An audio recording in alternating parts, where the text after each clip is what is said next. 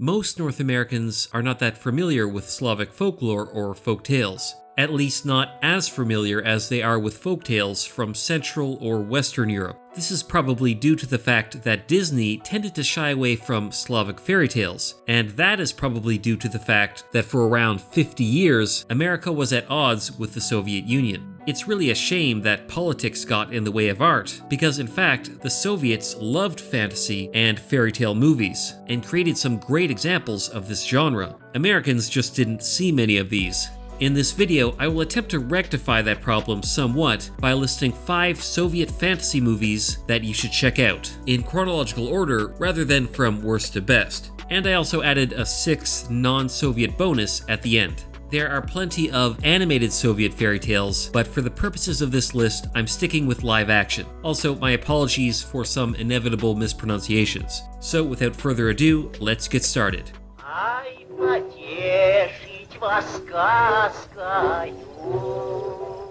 Number 1, the 1939 version of Vassilisa the Beautiful, directed by Alexander Ru. Vassilisa the Beautiful, or the Wise, is a popular heroine in Slavic folklore and appears in several well-known fairy tales. This film adapts the tale of the Frog Princess, which is a popular tale throughout Europe. However, this is the Russian version of the tale, The Frog Tsarevna. Because this film is set before internet matchmaking, a father orders his 3 sons to shoot arrows randomly into the air in hopes that the arrows will be returned by their new brides. This seemingly foolproof plan works for the first 2 brothers, however the arrow of the youngest son, Ivan, lands in front of a toad. The first 2 brothers' wives turn out to be lazy good-for-nothings, and in a Soviet film that's almost worse than being evil. The toad, on the other hand, transforms into the beautiful and hard-working Vassilisa. When the other 2 brides destroy Vassilisa's toad skin, she is forced to return to the evil 3-headed dragon, Zmi Gorinich. Ivan sets off to rescue Vassilisa, but before slaying the dragon, he must first get past the witch, Baba Yaga, who has imprisoned Vassilisa in her hut.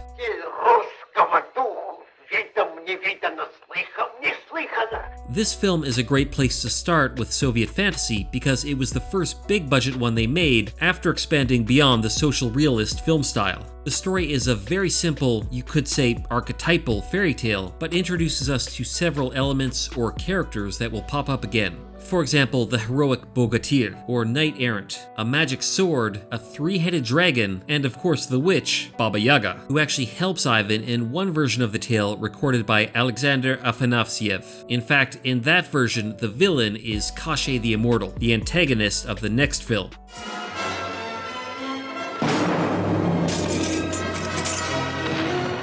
Number 2, the 1945 film Kashia The Immortal is directed by Alexander Ru, like the previous film, and in fact stars the same guy who played Ivan in the last film. This time he plays Nikita Kozhemiaka, another legendary hero. Ivan Tsarevich is usually the hero in the tale of Kashia, but whatever. Kashia himself is played by the guy who played Baba Yaga in the last film, the late great Georgy Milyar, who we'll see again. This film begins in a picturesque village where the beautiful Maria Morivna keeps potential suitors at bay with riddles. That is, until she is kidnapped by the evil sorcerer Kashia the Immortal. Soon after, Nikita returns to his village, only to find it destroyed by Kashia. Thus he vows revenge against the sorcerer. Nikita sets off after receiving advice and a magical cap from this talking mushroom.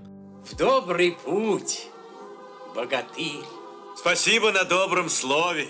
Okay, it's probably a Russian elf called a Muzhachek. Bulat the Joker joins Nikita's quest after being rescued from this vaguely Arabian-looking place, and the duo soon discover the secret to Kashia's weakness. His heart is hidden in a black apple that grows on a black tree on a black hill. Whoever splits the apple makes Kashia mortal, but in doing so, that person turns to stone. This film is another interpretation of a classic Slavic folktale and classic Slavic villain, Kashia, who pops up in a lot of Slavic fairy tales. The film is a little heavy-handed with its Soviet political messages at times.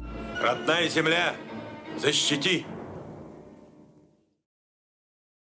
Встань, сила народная! But overall, this is a classic depiction of the Kashia tale, albeit one that doesn't match up exactly with any version recorded by Afanasyev. It premiered on Victoria Day in 1944 and thus might be interpreted as an allegory of the German invasion of the Soviet Union.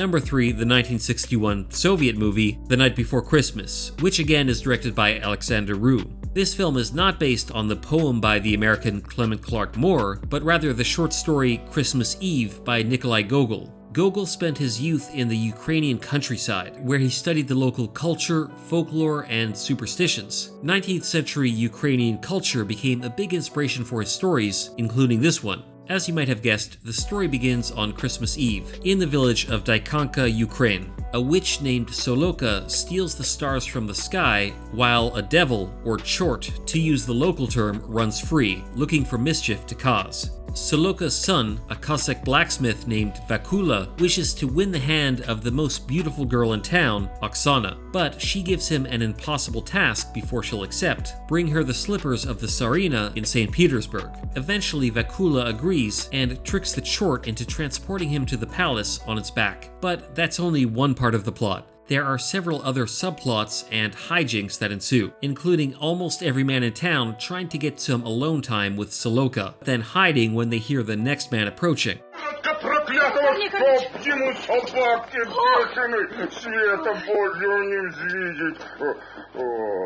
If you're more used to American or even German-style Christmas stories, this Christmas Eve tale offers a glimpse into the unique customs, folklore, and magic of the Ukraine in the 19th century. It also brings everyone's favorite Soviet creature actor, Georgy Milyar, back to play the chort. Apparently he played Baba Yaga 5 times in his film career.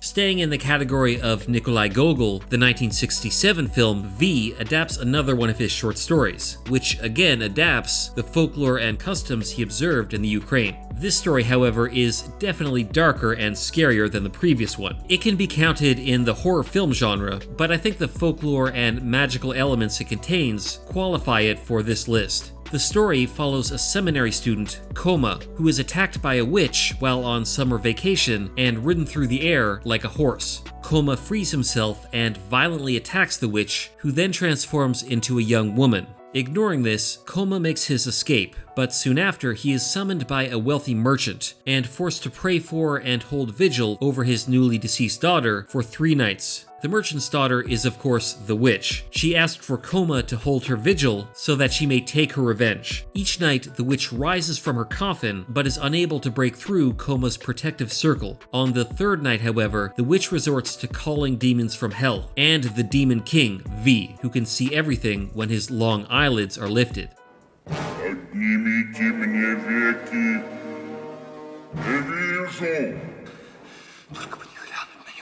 In the last 5 years, V has been adapted a number of times, but the 1967 version, directed by Konstantin Urshov, remains the best in my opinion. It's a great glimpse into some of the more frightening superstitions from the Ukraine, including witches, spells, and demons. Although Gogol stated in the preface of his story that it was based on a folktale, this may have been a literary device. Many elements of this story are adapted from folklore, but folklorists debate the validity of the demon called V. V may be an invention by Gogol based on other folklore, for example Saint Kashia the Unmerciful, or even Kashia The Immortal. Either way, it's a great horror and fantasy story, and one of my personal favorites in any category.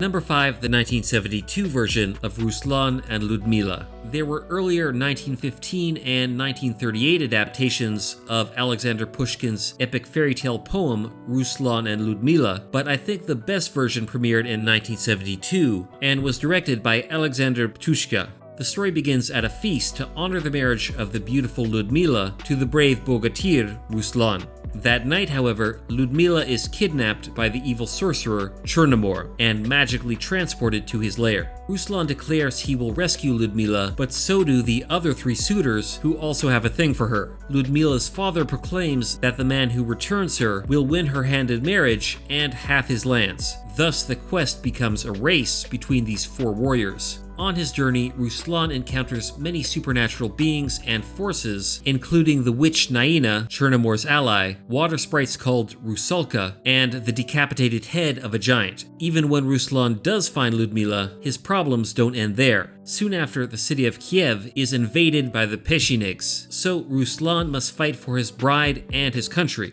Твой грозный меч бедою грянет, на Киев снидет кроткий мир. Alexander Pushkin's 1820 poem is a classic of Russian literature and was adapted as a very popular opera long before it became a film. The poem itself is adapted from folktales that Pushkin heard as a child, and thus it contains many elements and mythical creatures from Slavic folklore. Like the first film on this list, it is an archetypal Russian fairy tale in many ways, and in fact one of the last truly large-scale fantasy epics to be made in the Soviet era.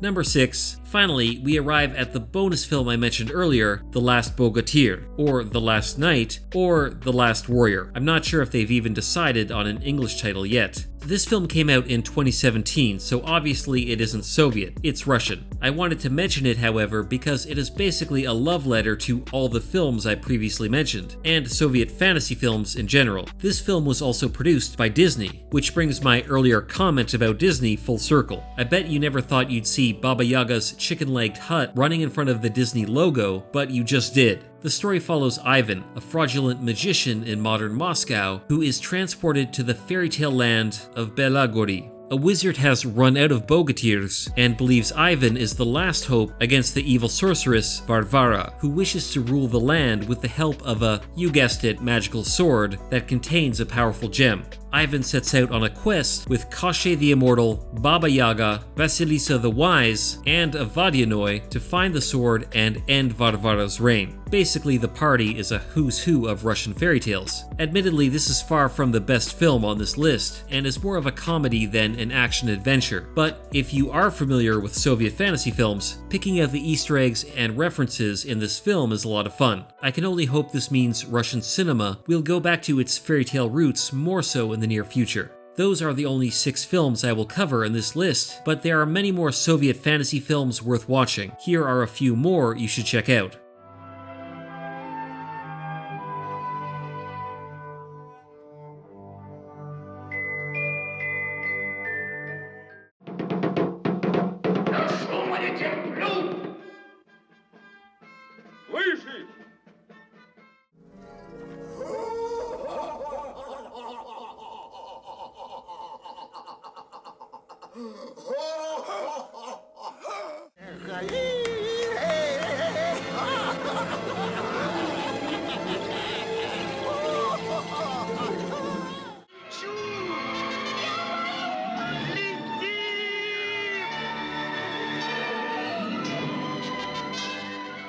Many of these films can be viewed for free on YouTube. I've included the links below. What Soviet or Russian or non-Russian Slavic fantasy films do you enjoy? Have you seen the films I mentioned in this list? And if so, what did you think? Also, what did you think of The Last Bogit? Let me know all of this and more in the comments below. If you enjoyed this video, please give it a like and subscribe to the channel for more videos on mythology, folklore, and the movies that keep it alive. Ring the notification bell to be notified of new videos. Check out these other videos, and until next time.